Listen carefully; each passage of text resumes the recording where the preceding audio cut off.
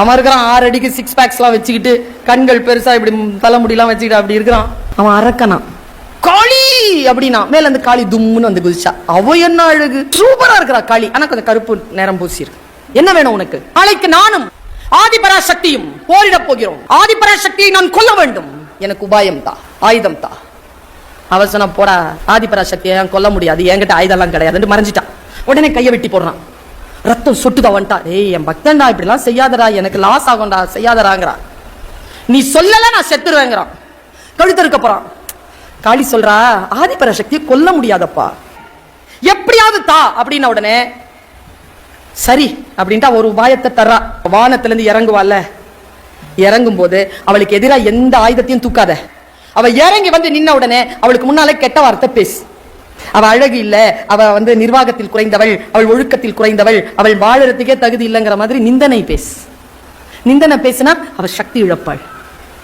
அவ சக்தி இழக்கும் போது நீ என்ன வேணாலும் பண்ணலாம். இவ்வளவுதான் உபாயம்னு போயிட்டா. அடுத்த நாள் காலையில வருதுங்க அந்த சூரிய உதயம். மேல இருந்து அப்படி இறங்குறா சக்தி.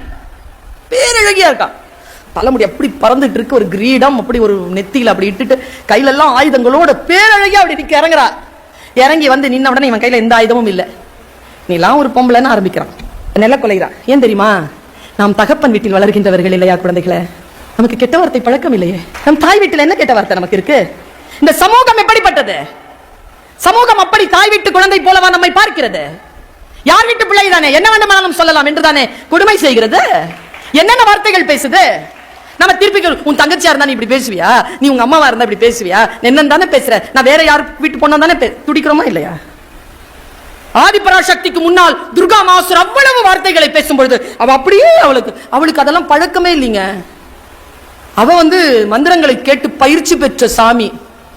அவளுடைய ஆளுமையை குறைச்சு பேச பேச இத்தினூண்டு ஆயிட்டாங்க. இத்தினூண்டு பொண்ணாயிட்டா. ஒண்ணுமே இல்லை, ஆயுதங்கள் எதுவும் இல்லை, குழந்தை மாதிரி ஆயிட்டு இப்படியே நிக்கிறாளா. அவன் வாள் எடுத்துக்கிட்டு வெட்டுறதுக்கு வரும்போது எங்கிருந்தோ வந்தாருங்க மிஸ்டர் சிவபெருமான்.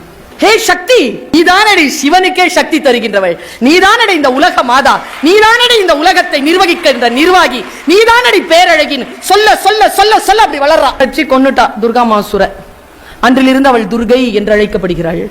நான் இதையும் உங்ககிட்ட சொல்றேன் தெரியுமா? உலகத்துல நிறைய பேர் துர்கா மாசுரர்களாக சுற்றி கொண்டிருக்கிறார்கள். நாம் எல்லோரும் ஆதிபராசக்திகளாக இருக்கிறோம்.